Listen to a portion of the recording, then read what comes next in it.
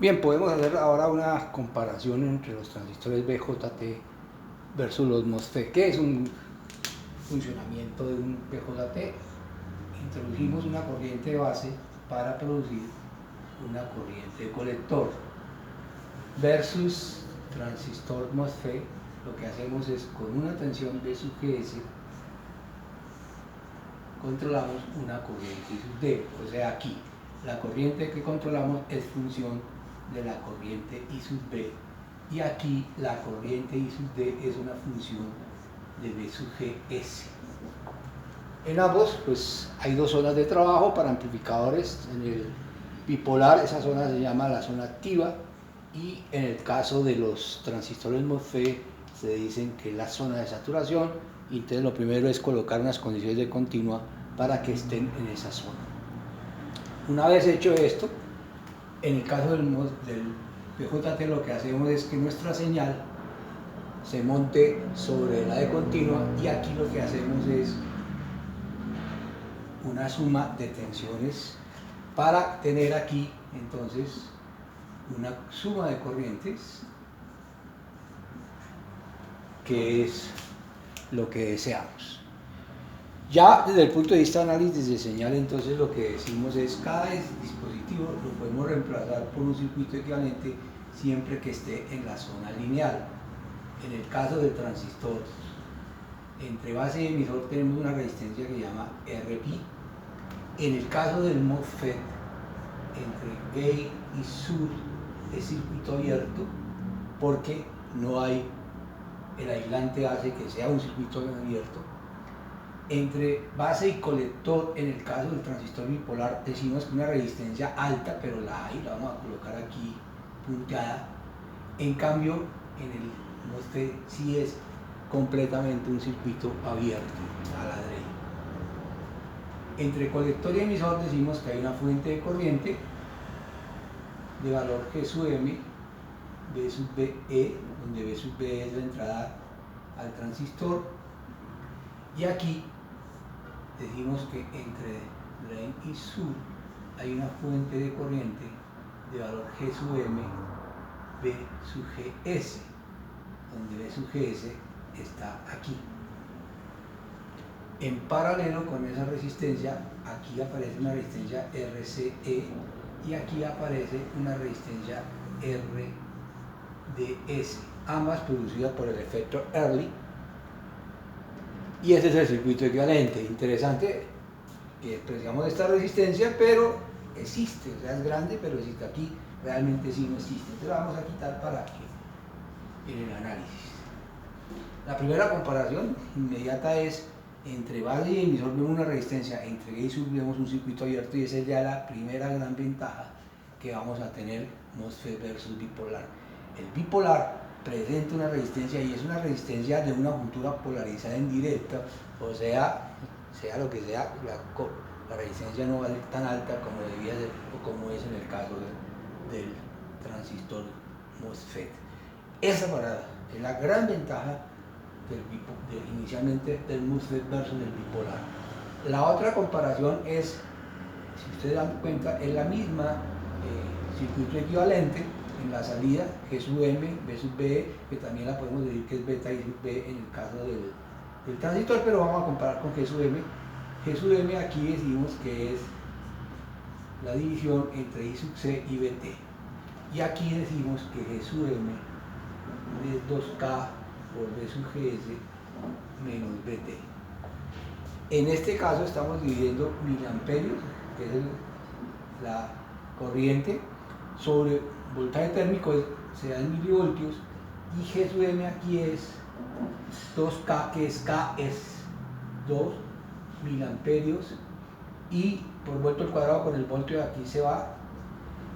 Indica que en este caso el G sub M del transistor bipolar es mucho más grande que el transistor MOSFET. Por lo tanto, con el mismo montaje podemos hacer ganancias más altas, porque las ganancias siempre en los dos casos va a ser igual a menos G sub M por la resistencia o RC o RD.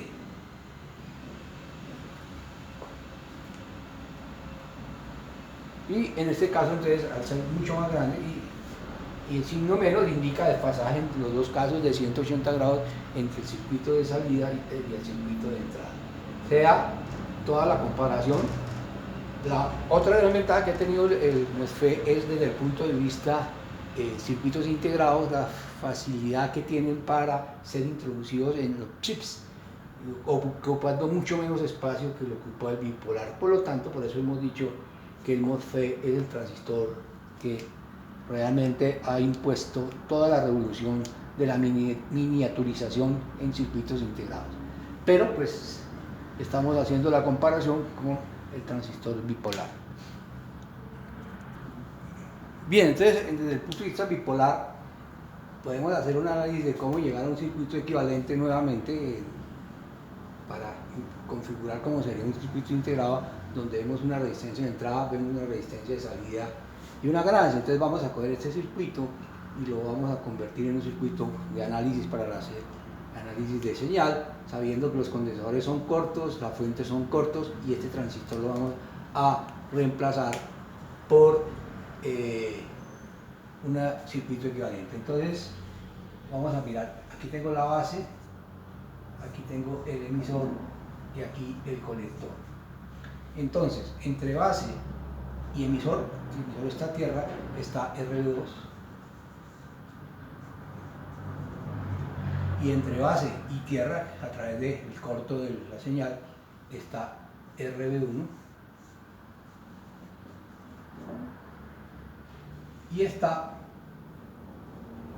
RP, que es ya el transistor que estoy reemplazando. Aquí tengo el colector emisor, una fuente de corriente, el emisor es común, la resistencia RCE y la resistencia en el colector que vemos es RC. Entonces, ¿qué estamos haciendo? En este caso estamos diciendo la resistencia de entrada es el paralelo de RB1 en paralelo con RB2 en paralelo con beta RE, que es el valor de RPi. Entonces ya en este circuito lo podemos constatar. Supongamos que esto es 8K, esto es 16 voltios, esto es 0.8K, esto es 145K, esto es 15K. Con esto encontramos que podemos decir que cada independiente del beta la corriente es aproximadamente 1 miliamperio para hacer todos los cálculos. Entonces la resistencia de entrada sería 145K en paralelo con 15K en paralelo con beta. Pues vamos a tomar un beta, sabemos que el beta es variable, o sea, esta resistencia también va a variar, digamos que sea 100 por RE, que es BT, que es 25 milivoltios sobre 1 miliamperio. Esto da 2K5, o sea, nos queda 3 resistencias, 145, esto nos va a dar que la resistencia de entrada es aproximadamente 2K2. La resistencia de salida será el paralelo de estas dos resistencias. Supongamos que RC sea, que es B sub A, que sea 100 voltios sobre 1 miliamperio, nos da 100K. 100K en paralelo con 8K, aproximadamente 8K, pero aquí podemos poner 8K. ¿Y la ganancia cuál es? El voltaje de entrada, que sería este voltaje que hay aquí, voltaje B sub E, sobre la salida, que sería esta, recuerde que va así, por ahí aparece el signo negativo, y esta señal sería G sub M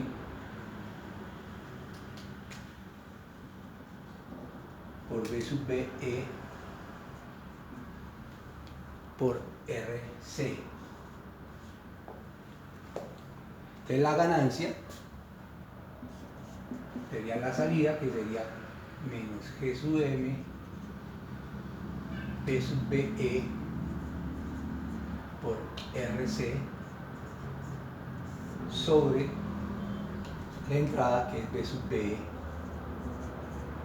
La ganancia que ya hemos visto es igual a menos G sub M, pero G sub M es 1 sobre RE, podemos decir que es menos RC sobre RE, que ya la calculamos aquí, que es 25.000 amperios. En este caso la ganancia sería 8.000 sobre 25 igual a 320 de ganancia.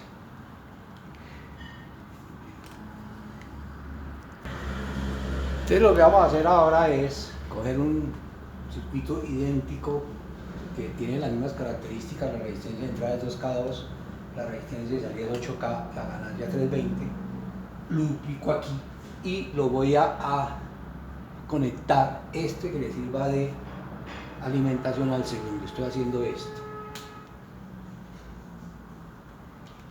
En el caso de los MOSFET, yo puedo perfectamente decir que la ganancia del primero por la ganancia del segundo es la ganancia total, porque siempre trabajo con impedancias muy altas como resistencias de entrada. Aquí lo diferente va a ser que la resistencia de entrada va a tener un valor, mire, que es mucho más pequeño que el de la salida. Entonces hagamos circuitos equivalentes para que vean el fenómeno que se va a presentar aquí. Entonces lo que voy a hacer ahora es coger la señal aquí. Es decir, aquí tengo la resistencia de 2K2, que es mi señal de entrada. Aquí tengo mi fuente de corriente, perdón, mi ganancia, que es 320 B sub E. Recuerde que B sub E es la tensión que hay entre base y emisor, o sea, esto es B sub BE. Aquí veo una resistencia de 8K y esto es 320 veces B sub BE. Y lo replico en el otro, que es exactamente lo mismo. Bueno, he despreciado la resistencia entre colector y emisor y aquí lo vuelvo y digo, esto lo voy a empalmar con el otro, que aquí vendría nuevamente 2K2, que es la entrada del segundo, una resistencia de 8K y una fuente que amplifica a veces la entrada que aparece aquí, llamémoslo B sub E2. Pero B sub E2, aquí hay un divisor de tensión. B sub E2, escribámoslo acá, B sub E2 es igual a lo que le entra 320 B sub BE por 2K2 sobre 8K más 2K2, 10K2.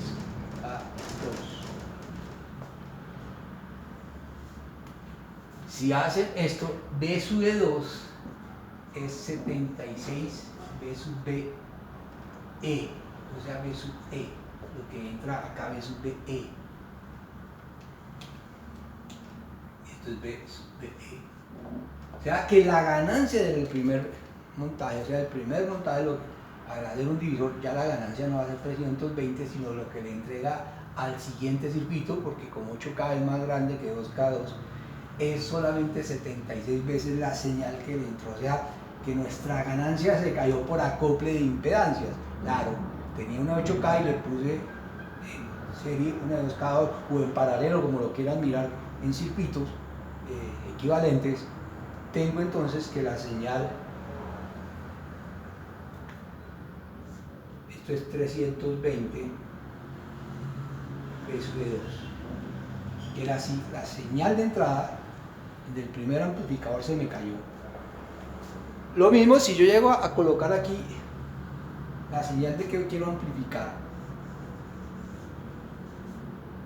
RG, B sub G, aquí tendría otro divisor de tensión donde tendría que comparar B sub G, RG con esta resistencia de 2K2. Si esta resistencia es más grande o comparable con 2K2, que casi con seguridad lo van a tener, aquí también hay un divisor de tensión.